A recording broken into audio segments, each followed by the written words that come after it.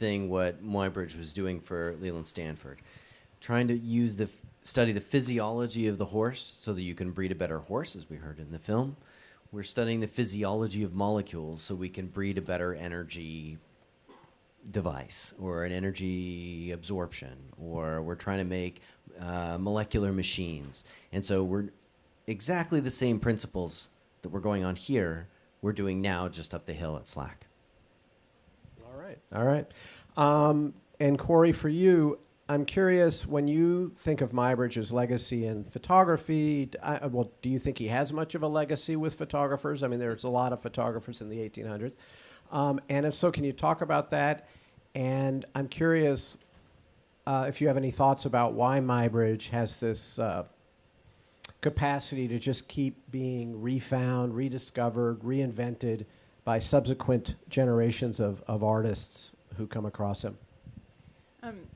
I think that in the 19th century, he forms this part of a cohort of photographers and artists and scientists who are trying to understand the way things move. And so he forms part of a really interesting nodule in the late 19th century of this, just trying to understand these and making pictures that will help explain them either to the general public or to themselves. But his work is so inventive, and I said to the last crowd, and I'll stick by it, that I don't think he's either an artist or a scientist, but that he's making these incredibly interesting pictures. And the way Marta Brown talked about the way he injects narrative into these sort of quasi-scientific studies, the pictures have this kind of endless potential to be reinvented and reappropriated. So you see someone like Sol LeWitt or Mel Bachner who are interested in the way he works. They're working in the 60s and 70s, looking at the way he makes sequences. And so they see him as an ancestor for their conceptually driven work that's trying to challenge the idea of what it means to be an artist, break out of this romantic idea of the artist to make an artist as a kind of researcher and a kind of systematizer. And then it also just you've seen all these kind of whimsical scenarios that he invents. They're just funny and imaginative. And so in that sense, they also have this lasting capacity to inspire imagination, I think. Yeah. It's a bit of a mystery. I'm hearing a lot in the movie and then also from you here about the importance of storytelling and how that captures an audience's imagination and how important that is for art or picture making to resonate and actually for science to work. Is that right? We definitely make pictures, and we make pictures to try and tell the story. And this is something where I think that it's often thought that science is dry and there's not that much exciting going on in science, right? I absolutely think science is a creative endeavor, and our ability to tell a story out of the data that we record. Now, to the point, one of the differences between, I think this came up earlier about art, is you're expressing a personal emotion, a personal experience when you're trying to share your art with an audience.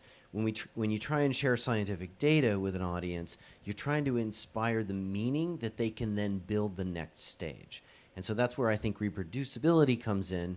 But we do an awful lot of art when we try and convey the information that we want to give to the audience, to engage them, right, with beautiful graphics. And in fact, we spend an awful lot of time at our conferences and at our meetings discussing what are honest ways for us to express that meaning in a graphic that doesn't bias the audience, tells the story as honestly as we can. Because the machine, as was said in the movie, it doesn't say anything. Our data is how we present it. And so that we have to be very careful with, as obviously Edward Muybridge did too. So that's the output. What about the input? Muybridge also teaches us a little bit about cultural bias going into science and sort of corrupting it on the front end, as we saw in Pennsylvania. I was very struck when I was doing the film. I was very struck by this question of truth and photography and what is true and who decides what's true. I come out of a journalism background, and have struggled with the role of journalism in defining people's perspectives of reality, filtering events, world events, and even events in the city next door that you didn't personally witness, and letting you know what happened and what it all means.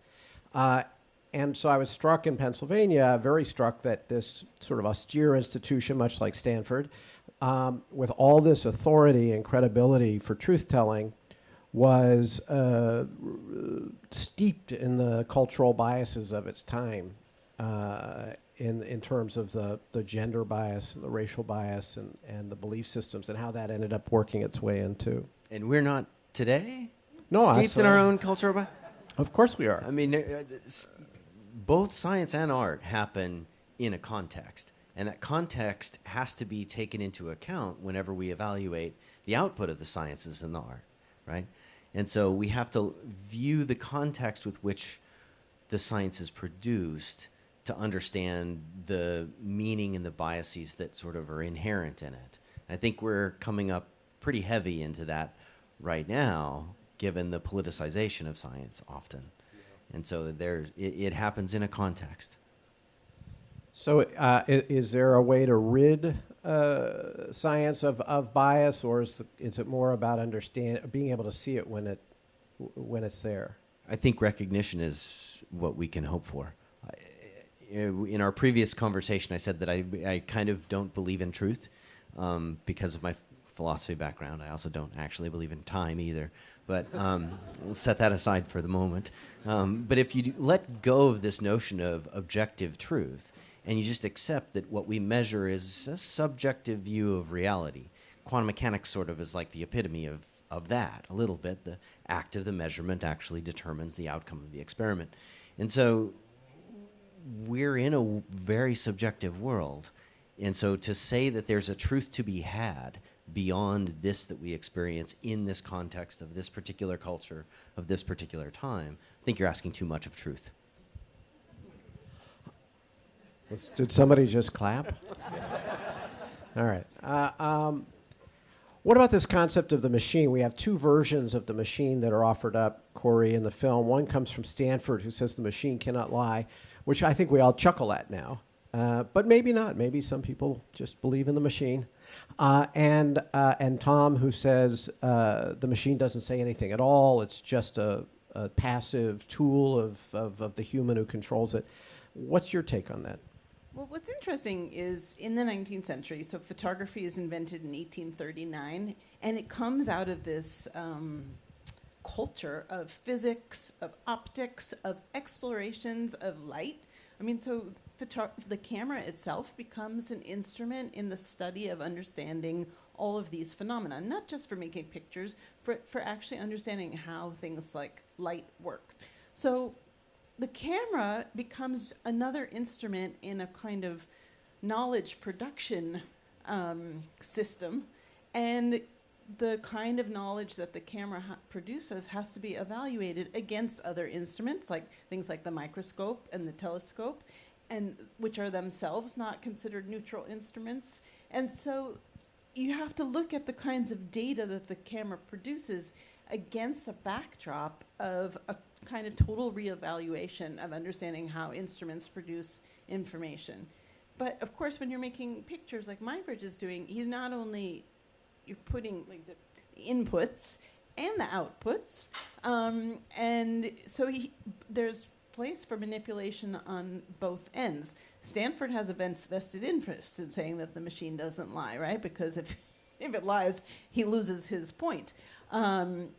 But Muybridge has demonstrated quite aptly, I think, that not only does the machine not have the capacity to do anything, but that the photograph has enormous capacity to lie, or the human does anyway. Ryan? It makes me wonder, because I had a great conversation right before this started about acoustics.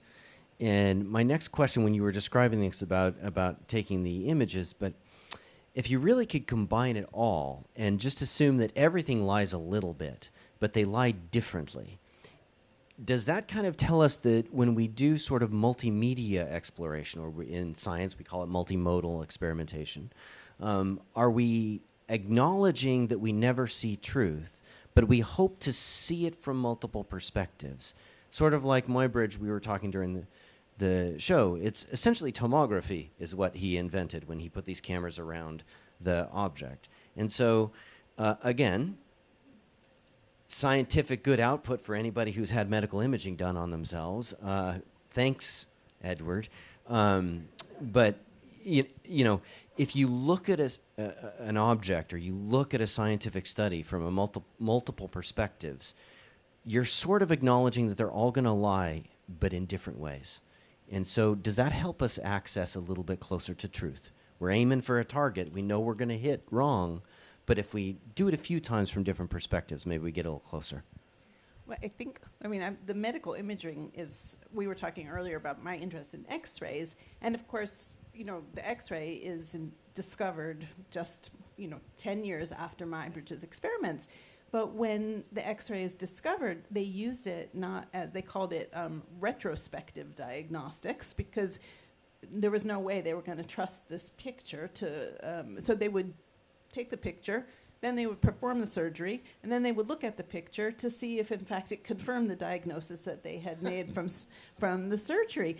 But you had to get to this place where you could put a confidence in this kind of mediated seeing, to the point that one would, we were supposed to have this orthopedic surgeon here before I was going to ask about these, like MRI I had done of my hip. But you look at this picture, and we can't even read those. Well, maybe you can. I can't read those pictures.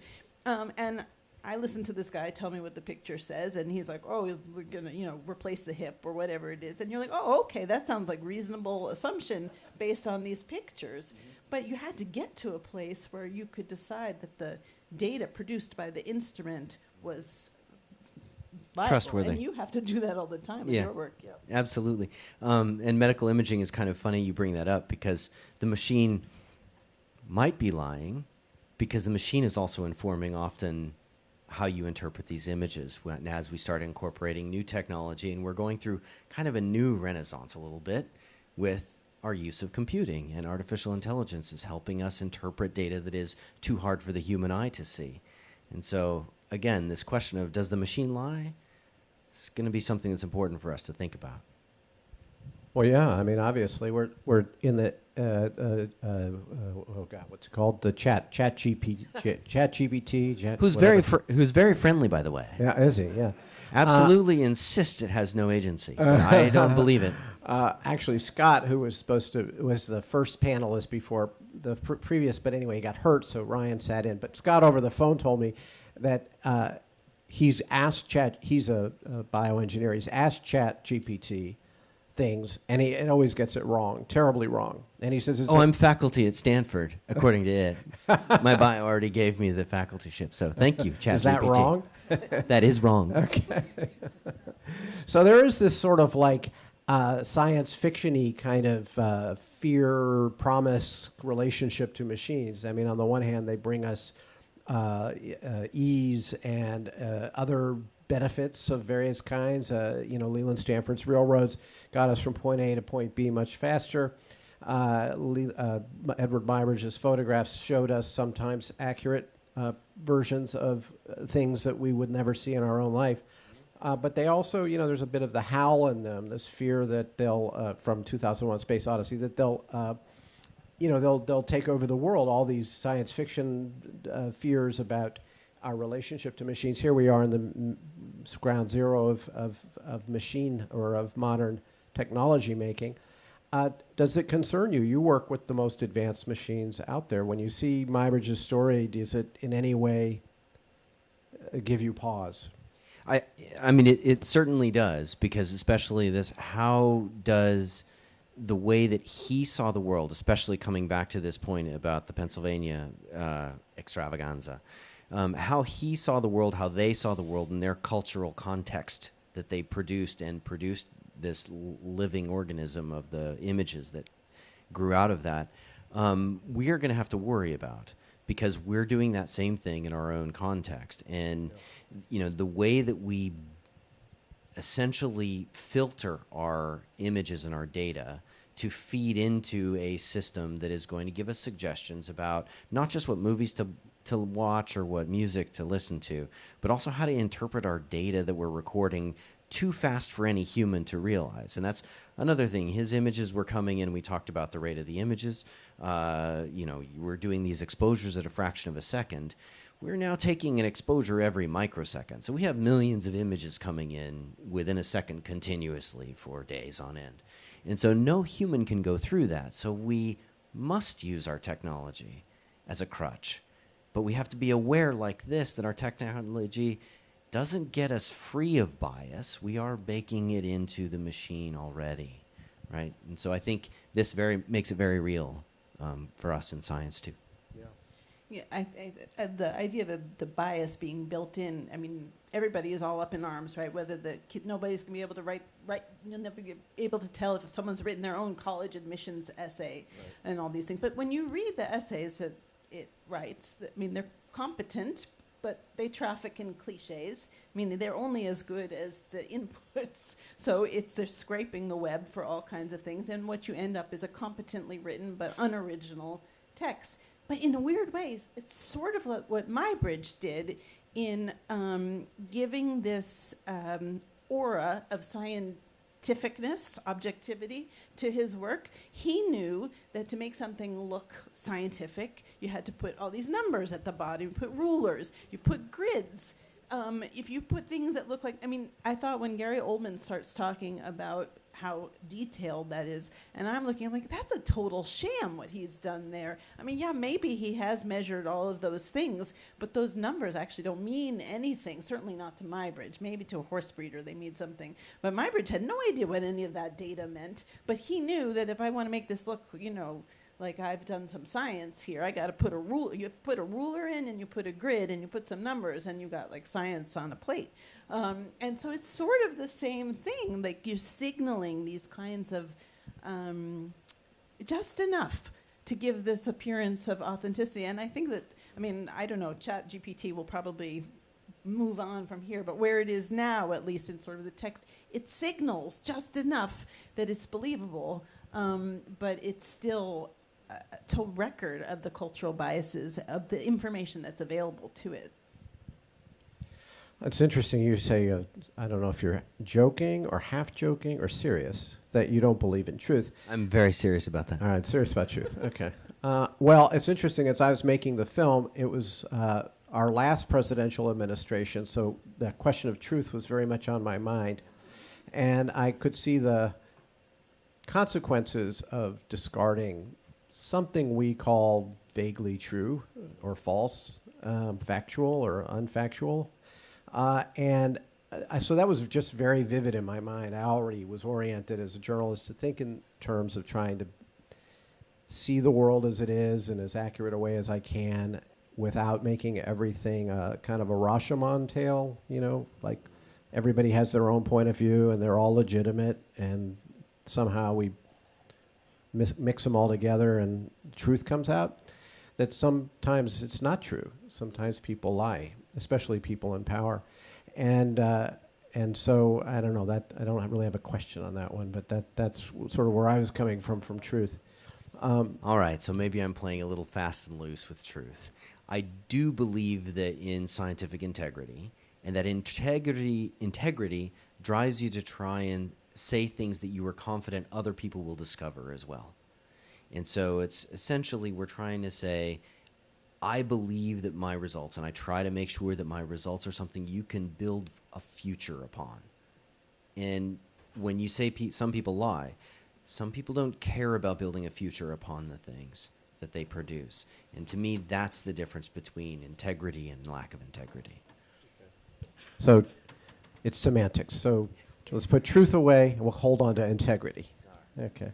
But I think, I certainly can't speak to the scientific aspect of it, but I'm thinking about what Rodin said and saying that he's saying, well, the pictures lie because that's not what we experience. And so you're having this tension about, is there an objective truth that exists independent of perceptual experience, whether or not I am here, it exists out there in the world, or, is my perception, my experience, is that the truth? Does it matter if that doesn't line up? I mean, does it matter, in fact, if Rodin perceives a horse's legs as going one way, but they don't actually do that? I mean, does that actually matter?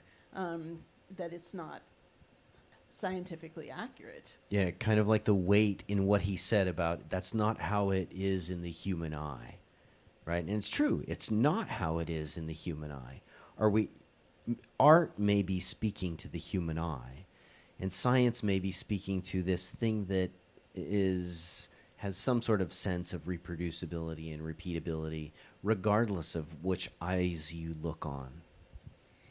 And of course, for someone like Muybridge, this is happening against a backdrop where they're actually studying the human eye and learning that it doesn't actually work all that well. That the eye, which has been held up as sort of God's perfect instrument, turns out to have a lot of problems, least of which it gets tired.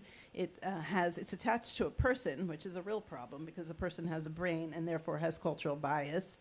It sees differently in the center than it does on the sides. And so actually what the eye sees is a subject of investigation on its own rights at this time. So it's sort of all tangled up together, like what I see, what I know, what is represented, and how do those all fit together? Go ahead. Your eyes, the retina has a whole vasculature in it that occludes whole parts of your visual field. And what you see is the agreed upon worldview of consistency. And so maybe that's what we're after here. Maybe that's what art is after, and science, is what is this thing that we all will agree on is a consistent worldview, given that we all are myopic, we're nearsighted, we have blind spots, we have vasculature. Shared experience. You know, Einstein famously called himself an artist and said imagination is more important than knowledge. As the scientist, what is that? How do you interpret that comment, and how does it play into your own work? This divide between the artist and the scientist. Can I pass on that one? Yeah, sure. Okay. It's too big? All right. That one's a little too heavy here. All right. I had to get Einstein in there. Okay. God, But I think... All right, I'll ask Corey. Corey will answer. That's perfect. I'm gonna answer. She can take it. No, but I think like the work that you do in particular requires a sort of imaginative, I mean, maybe it's a conceptual leap. I don't know. We were talking, I asked earlier, like, what's the smallest particle or subatomic particle that could be imaged? And I just remember from basic chemistry, like learning about probably the model has changed since I was in college, but these electron shells, and I was like, but we can't see that, so how? They're not particles. Oh, okay. I don't believe in particles either. Okay. The parts of the atom, whatever they are called, but there's these scientific concepts on which all of modern science rests, that are unverifiable by conventional visual means, and that one has to, maybe it's not. You have to trust your machine. Yeah. At some level, there you you trust go. your machine. Because it's verifiable, because it's repeatable. We repeat it like Avogadro's number times. So you see it over and over and over and over again. And that's, I think, we're building trust in the way we see it. Like if I didn't believe in the block that I hold in, that's not there right now, if I didn't believe in that, then it might just pop out of existence on me, just out of the blue. But because my experiments repeatedly say that if something is in my hand and I drop it, it'll make a sound, and I have visual cue that it dropped, and I have acoustic cue that it made a sound. All of these things work together to give us a non-hallucinatory view of the world. And our scientific instruments are kind of the same. Like I said, we use multiple views. If they tell us all the same thing, and in fact this happened in the movie, the position of the handkerchief. If you have multiple views and one of them doesn't agree, that's a hallucination. Something is telling you that the world isn't as it should seem. Things like wave nature of particles flying through slits. Very strange, make you question your reality. Therefore, quantum mechanics. Things like that, right? So we make progress, and I guess back to your question, it's our imagination about something we didn't expect to see is progress, right? Science isn't necessarily completely about reproducing what we've already measured, but also, what do you find in your images that doesn't fit, right? And that forces you into a new theory. And Marta found something in the image that didn't fit, which was the handkerchief shouldn't be where it is. Well, Marta found all kinds of stuff. I mean, the thing is amazing about what Marta did is she took this body of work that everybody had looked at over and over and over again and actually found the blueprints for it. And found it's not just a handkerchief. Go look at some of those sequences. Like, there's one where he has a hat in one frame, and the next frame he doesn't have a hat, then he has a hat. And you don't even see it if you're not looking for it.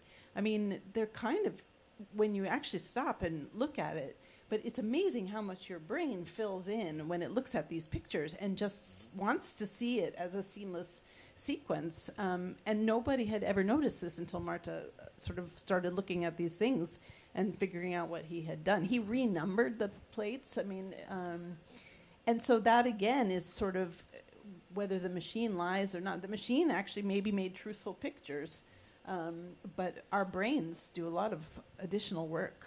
Well, the machine made pictures, and then Muybridge put them in the order that he thought looked true. So there's like the perfect middle ground between Rodin and the machine. Yeah. He took the machine and then he put it in Rodin's terms. Let's open it up to the audience here. Sure. Does anybody out there want to ask a question? We have a couple of people here that have microphones. Just raise your hand. They'll find you.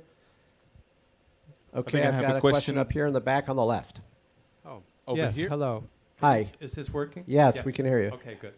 I'm very interested in Muybridge's work because I was interested in animation, including stop-motion animation, and ultimately I ended up working in films doing animatronics and puppetry and things of that nature that use an understanding of how things move. That doesn't have anything to do with this question, though. I was wondering if you'd seen the movie Nope, where Muybridge is, this horse sequence we're looking at right here is very clearly referenced in that movie. I have. Now, in that version of the story, it's an ancestor, like a great-grandfather or something, of one of the characters, and that individual riding the horse, as we see here, was a black individual. And I was just wondering, do we have any idea of the truth or falsehood of that? I noticed that in this film, it was a white person who was portrayed. But as I looked at the images moving on the screen of this silhouette, the features appear to my eye to be African American, but I don't know. All right, I if we can have any answer that. documentation. Yes. So the note is just a fiction. Yes. It's sort of Yes, it half is. factual in the sense that he did make a motion sequence of an African American jockey riding a horse, but that was 10 years later at Pennsylvania. Okay. This one is a white person This one is, riding a okay. horse, Okay. made here at Stanford. So the idea that the very first movie is of a black man riding a horse, Yes. okay, no, Fabrication. it's not true. Okay. But it's not a documentary. Yes, indeed. But God bless Nope and Jordan Peele. But what it does show, whether like the actual exact example is correct, it does show us what the histories that have been written out of our interpretation of, it points to this sort of suppression of issues of race, of class, and of gender that are rampant through Muybridge's work and that have been only recently really addressed properly. So in that sense, like, it's maybe not exactly historically true, but it points to this this sort of papering over of some of the stories and some of the bias that's built into Muybridge's work. There you go. So there's a kind of hidden truth. Yeah, is our goal here to tell explicitly the truth or to nudge society in a better way? I vote for truth. Okay. No, I have and to that point, to her point about bias, that piqued my interest. I've been learning about African American jockeys, and not apparently, they were, it turns out, never knew this, were the best jockeys in the post-Civil War period. They won like 14 of the first 18 Kentucky Derbies.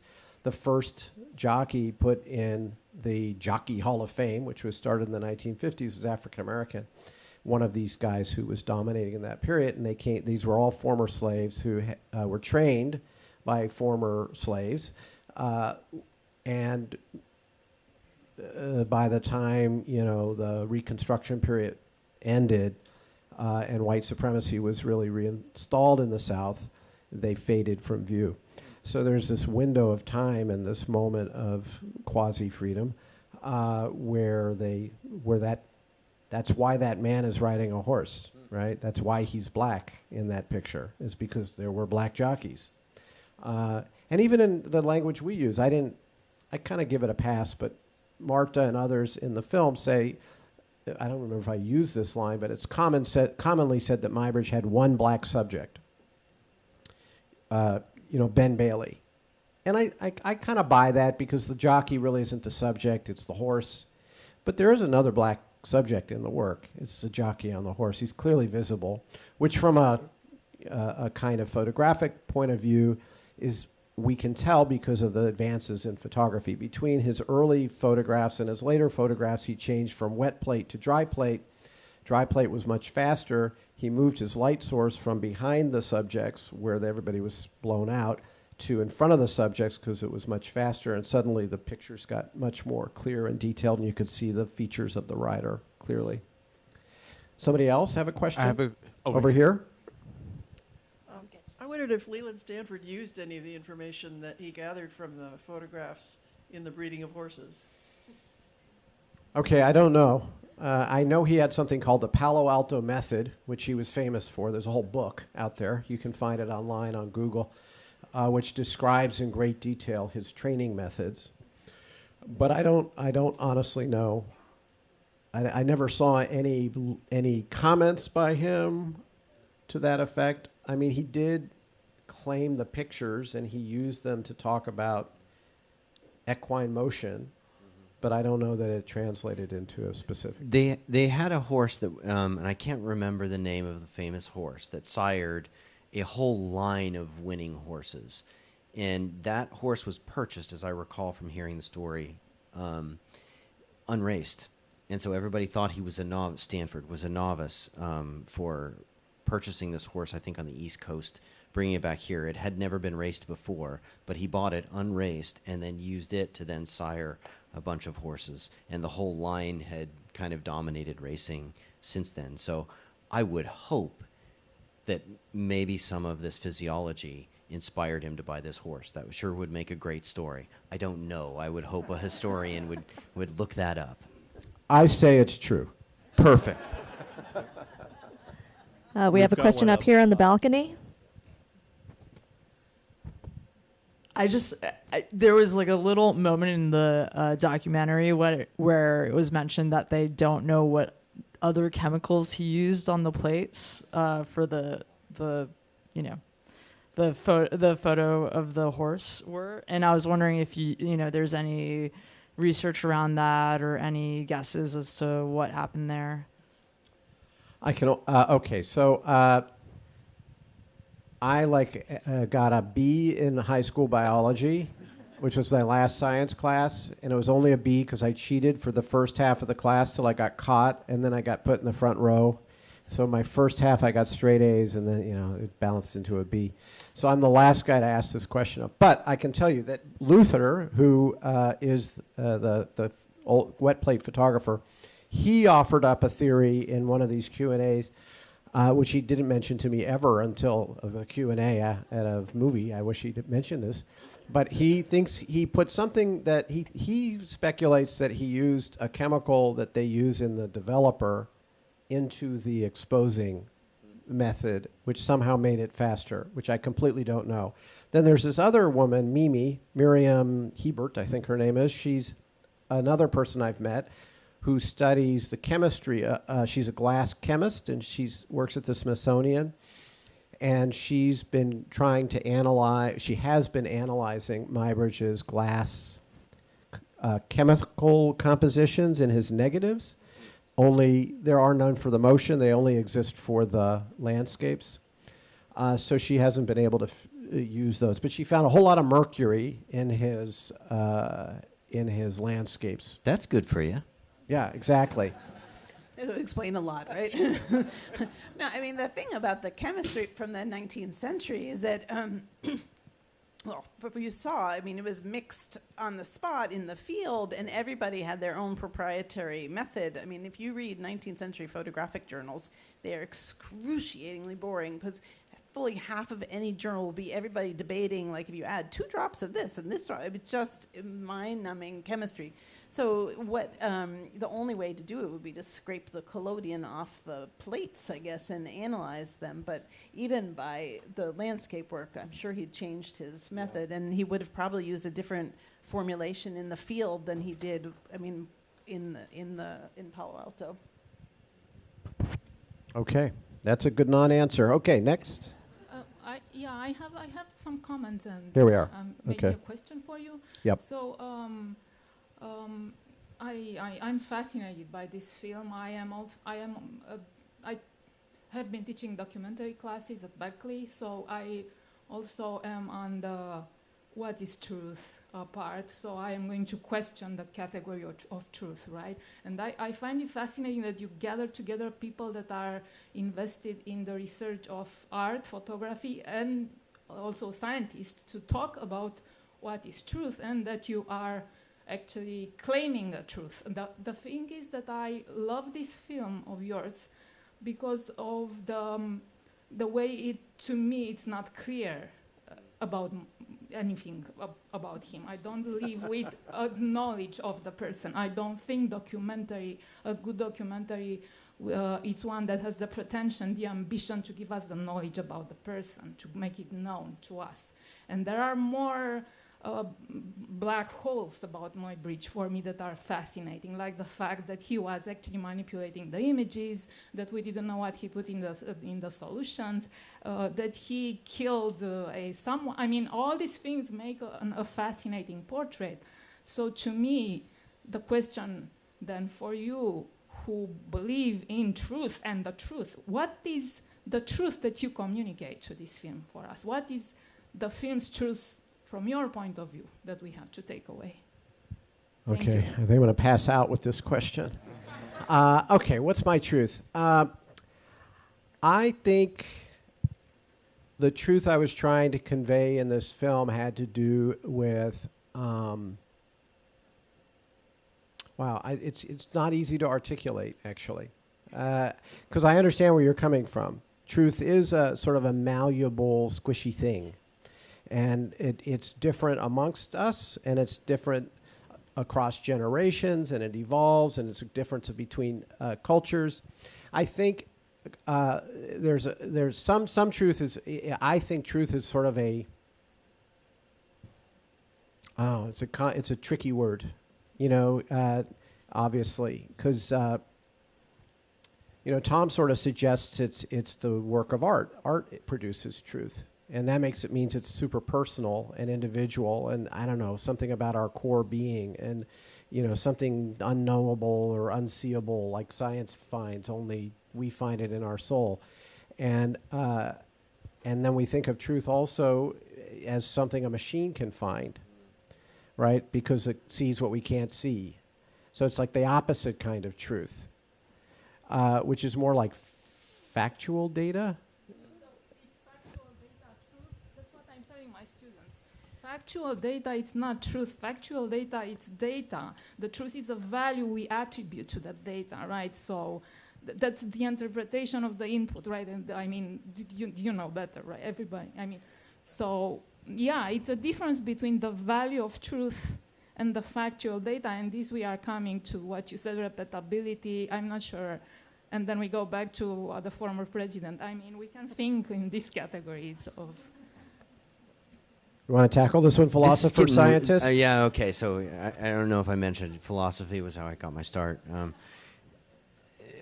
You're making me think about something kind of poignant. That was a conversation I had last week about marriage, and how if you're with a partner for so long, you end up kind of merging and becoming one after so many years, right? But you still conflict. And you have this conflict, and you learn how to live with this conflict inside the partnership.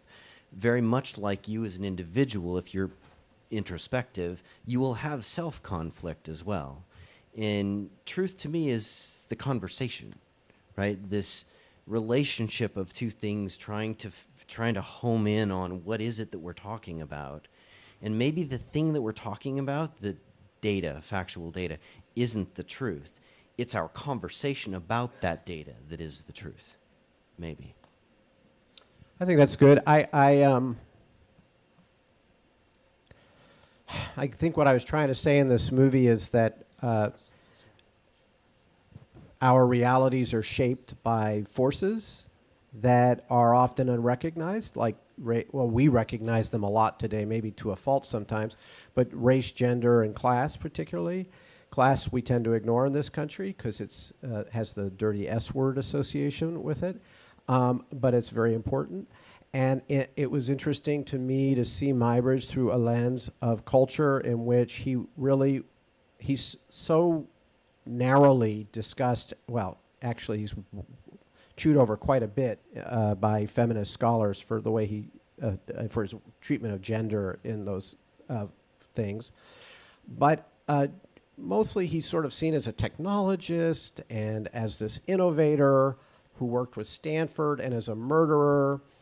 And I found the way his work was manipulative and manipulated by himself and those who hired him to produce it and their own agendas. I thought that was a truth I was trying to convey. I was trying to help people think about how they consume media and to be skeptical and questioning of who the media makers themselves are so they can understand what the media truly represents. Because too often we read into media a kind of authority. And I think we learn from Muybridge that that's a misplaced trust. And so that's the kind of truth I was trying to convey. But I would contend that Muybridge had no interest in truth. Like, that was not a driving, I mean, I'm the contrarian here, but, you know, that to the extent that looking scientific or truthful drove the success of his project, then it was in his interest. But what you see, I mean, everybody knows Muybridge's motion studies and maybe his murder, but he has this whole arc of a career where he starts as a landscape photographer in the most spectacular wilderness of the United States. He also takes pictures at Woodward's Garden. And anyway, remember that this was one of the original amusement parks in the United States. It was in what's now the Mission, and it had the first aquarium on the West Coast. It had animal displays. It had Chinese giant. It had all kinds of, it was like curiosity. It was run by this guy who ran a temperance hotel. So it was this idea that it was this very wholesome entertainment to keep people away from the Barbary Coast. And Muybridge had an outpost there where he sold stereo views that he took of the sort of attractions of the garden. From there, he made these enormous panoramas, which we haven't talked about, where he went to the top of Marc Hopkins' mansion on Nob Hill and took a mammoth plate panorama, 11 plates turning in a circle. It's enormous. It's It's what you would call an immersive environment today.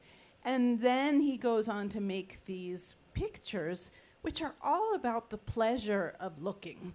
I mean, the pictures of the women in particular, the scientific committee had to contort themselves quite a lot to get around the restrictions about pornography to get those pictures. I mean, the fact that those pictures were seen by only wealthy white men is, again, it's not an accident. There was an audience for that work, and they are essentially about the scopophilia, about the pleasure of looking. Whether you want to call it pornography or not, you know when you see it. I don't know what the rule is, but what Muybridge is interested in is this culture of the spectacular, of the pleasure of looking, and it's all part of this 19th century culture that has the department store. It has other kinds of panoramas. It has the stereo view, which were sold by hundreds of thousands, and people had these things in their living room where you could travel to far-off places without leaving your armchair. And so I don't think Muybridge had any interest in the truth. He was interested in in appealing to this 19th century, the sort of cult of the spectacle. And he did it really well. Yeah, I mean, I guess. I mean, he's manipulating his pictures, so if he's interested in an accurate depiction of reality, he wouldn't be so comfortable doing that, even though that was normal for that period, or the norm for that period. I think he took on these identities because he wanted to be known and famous. I think he was a raging narcissist, like many of us are. But, you know, I think he was driven particularly by his ego. And I think he found photography served that. And then he just found out that he could be even more famous if he were a famous scientist, which was a new idea in the 1800s. This thing called a scientist. I think it was coined in this century, that word. 1834. There you go. So, you know, it's this new fancy story of humanity that displaces religion to describe and explain who we are and how we function. And these new people who we call scientists have so much authority and respect, like the man at Penn who told Muybridge what to do. And Muybridge wanted suddenly to be one of them. That's better than what he was. So anyway, let's take another question. We have a question up Okay. here. Oh, Yeah, I have several questions. First of all, I think the film was beautifully done. Oh, I thank loved you. looking at these images right here, and then you then put the people with the comments and descriptions of Muybridge, coming out of that. It was beautifully done, and the pictures of the washes with the images underneath, gorgeous. So you did a great job on the storytelling visually as well. And I love the music, by the way. That was beautiful. Yeah, thank you, Chad Cannon, for the music. Yeah, he did a really nice job. So I have a number of questions. First of all, do we know the name of the jockey? Do we know the name of the horse? Do we know what happened to Flora's son, who was put up for adoption? And then I'm also just curious, how much did Stanford participate in the actual experiment design? I saw the images of Muybridge playing with the idea of the shutter.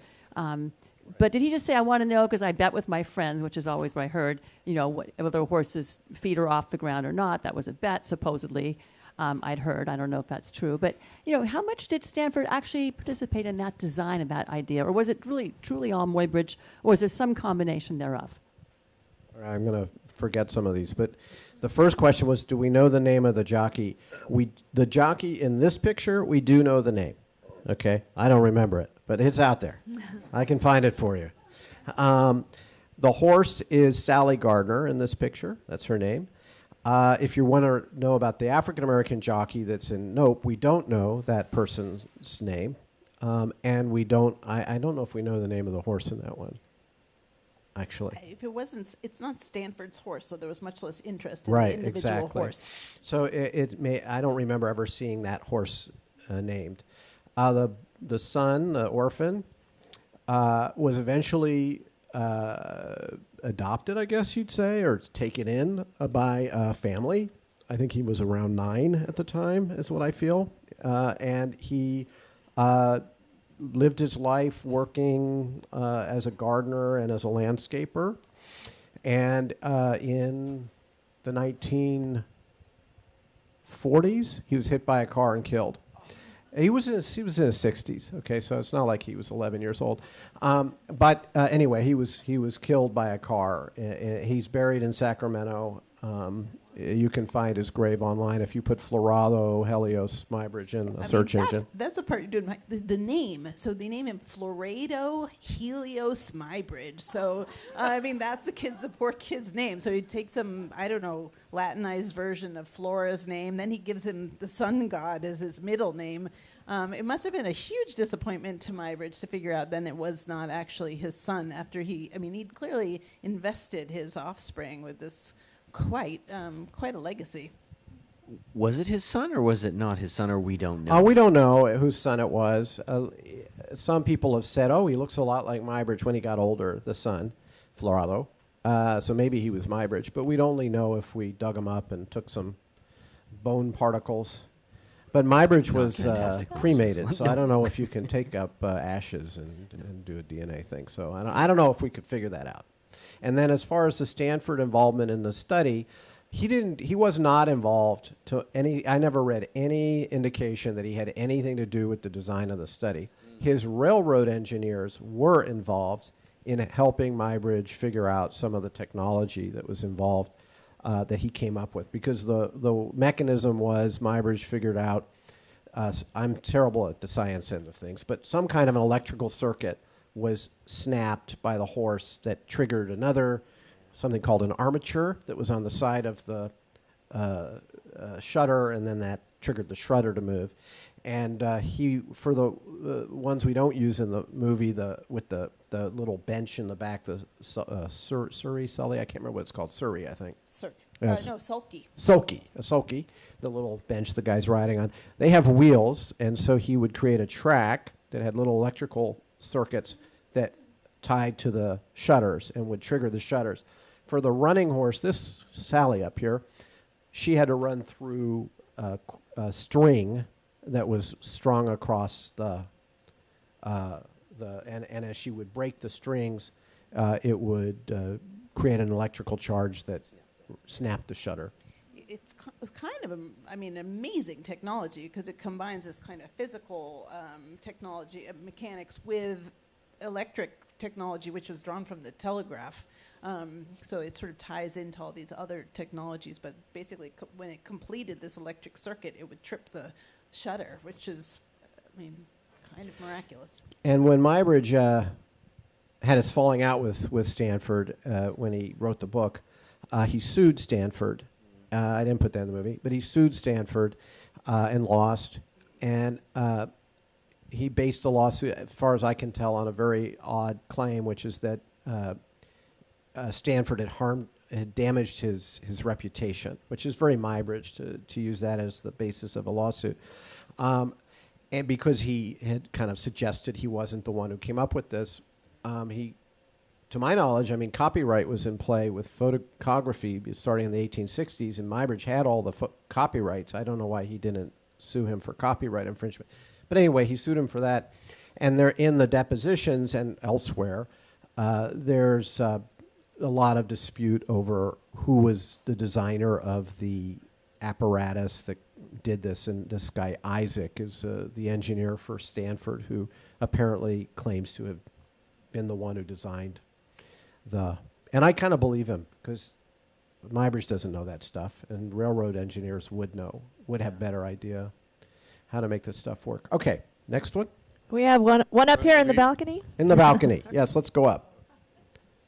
Oh, mine was just a comment in the theme of storytelling. I wanted to put out the notion, the seed that perhaps that unknown substance on the glass might have been strychnine that he tried out on his ex-wife.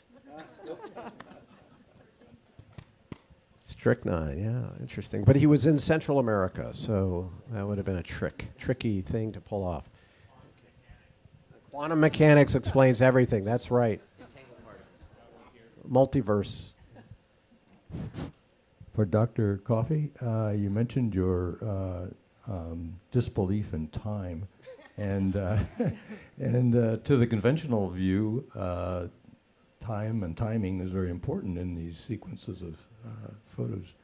Could you maybe use them in a way that would give us a brief idea of what your outlook is? Okay, there's two pieces to this. Of course, I'm being a little bit facetious when I say don't believe in time. It's just that my daughter asked me the other day if I see time as a clock counting upward or a stopwatch counting downward. And I told her that to me it feels more like the road we were driving on. And so past and future could potentially exist all the time, set aside free will for the time being. So, when I say I don't really believe in time, of course I do, but it's much more similar in my mind, or the way I feel about it, as a spatial dimension that could be moved. Now, how we actually use these triggering things, and so I wanted to just add one thing. I think many in the research community would call the person who figures out how to take these photographs in time-ordered sequence would be called a widget builder, I believe. I think that's the technical term. So what I am at Slack is actually widget builder is really what I am. because figuring out, and like this discussion about Muybridge, sorted the plates, right? Some of them would break, the emulsions wouldn't work, and so he'd have to, slip in a few that maybe were taken out of order to tell the story. We do that every single experiment at the accelerator because we don't actually know, relative to the laser that we use to make the molecule move in time, we don't know when the X-rays are going to arrive. So we can't really synchronize our camera. What we do is, and that was one of the first challenges we had to solve, was figure out what's the ordering, and then we take a bunch of experiments and then have to resort all of our plates to play the movie of the molecule going forward. So that was another sort of very weird similarity between what happened then and what's currently happening today. Have you asked ChatGPT? Yeah, ChatGPT got it absolutely wrong. Oh, I can't believe molecule that. didn't even I don't make understand. sense. I tried it, but yeah. I don't understand. Okay. We got some questions over here. Okay, a question over here. Hi. So I love the film too. Thank you. Very informative for me since I didn't know anything about Muybridge before. But I have a very strong reaction to the issue of what's the truth and what's the takeaway from this film. And to me, as somebody who has lived with an artist in my life, there's nothing clearer to me than that under the guise of science, under the assignments of patrons, under the effort to be deemed credible, this was an artist. He was creating art. What he has here is an oeuvre, a body of work that is really impressive and profound, and in some ways he's gotten the last word because all these scientists and theorists and people trying to diagnose the truth or the reality or how much he manipulated, whether he was trying to see, he was creating art. This is what artists do. They tinker, they manipulate, they create, they base it off of reality. This is an artist, and everything you showed, his early works and his later works, everything was art. And it's an amazing body of art. So I think he should get credit as an artist. Well, it's worth mentioning that he always called himself an artist.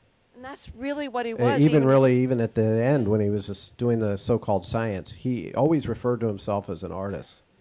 So then there's no truth. Art is art. You can try and think about what an artist meant or what emotion or what response he was trying to evoke, but given the life experience he had, it was harsh, and there was a lot of pain in there. And I think the art he was trying to create was not like life is just perfect. Life had interruptions. It had inconsistencies. It had things you couldn't believe about it. And I think it all comes really through in all of the images, and the whole story is complete in that respect for me in terms of what I've learned about him. Thank you. Well, thank you. I'll mention one of the. We'll just take one or two more questions, and then we can call it a night. But one of the choices we made or decisions we made was to try to tell his story as much as possible with his photographs, because we accepted the view that photos tell stories, and that he's a storyteller, and that he's a character in his own story, and so we felt the most effective way of getting you to know him would be to have you experience what he made. This is why when I started thinking about making the film, and there was a for Muybridgeites, there's a kind of a cult film, I guess you'd call it, that's very, very well respected. Tom Anderson's film from the early 1970s. And then there was like a BBC hour-long kind of quasi-documentary hosted guy walking around. But it was good. It was good, well-made piece of television. But I thought there were dozens of books. And I felt that you couldn't really I felt there was an opportunity to really have you understand the man, and that we could really understand the man most effectively through the choices he made in making photographs more than in words that critiqued him. So anyway, let's try one more. Is there somebody out here I saw? Yeah, I'm just curious what the expected trajectory is of this movie. Like, how are other people going to be able to see it that didn't come tonight? Well, thank you very much. Yes, it's, let's see, it's already out there. You can watch it. It's available if you just punch Exposing Muybridge into a search engine. It'll give you lots of ways to watch it. But it's on Amazon Prime and Peacock, and you can rent it on Google Play and YouTube and Vudu, and there's a whole. It's just really. I mean, there's platforms I had no idea they existed, and my film is on them. And this is all like, I have a company that distributes the film, and they kind of made all that stuff happen. So if anybody wants to see it, they can see it that way. Of course, it's so much better seeing it this way than seeing it on a television or on a little computer screen, but c'est la vie. Let's see. It's playing, if anybody out there's in Montreal, it plays tomorrow or Saturday at the Montreal Film Festival, FIFA. It plays April 15th at the Sebastiani Theater in Sonoma in the afternoon. On the website, down here, it's not showing there. Anyway, www.muybridgethemovie.com. If you go to that website, there's a Where to See tab. And it's kind of slowing down now, but every now and then somebody wants to stick it in a movie theater, and I stick those on the website. But it's widely available in the United States and really in many countries, actually, if you just punch it into your search engine of choice. Can I just add, I think it's incredible to get this out and more people to see it for the previous question about, to me, art is the thing that inspires change in the future, right? And the thing that made me so heavy at the end of the movie is he didn't get to see that the thing that he was trying to produce, which is inspire change in the world through art and through expression, happened. Like, he literally inspired Edgerton, and then it went off into science. So art has an impact that is significantly more than the artists themselves realizes, because of how it has this knock-on effect, and that people who are driving down their road of time will make decisions that change the world today based on what this man did 150 years ago, right? And so, huh? He wins. Yes. Muybridge wins. Yes.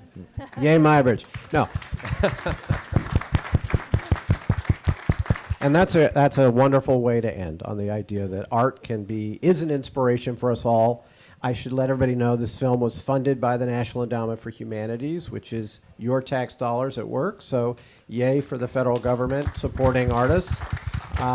We could use a lot more of that, frankly. And I'm glad you all came out, and I'm just very honored to have you to share my film with you. And I hope you tell everybody you know about it, and it did some good in your world. Thanks. And thank you, Corey. Thank you, Ryan.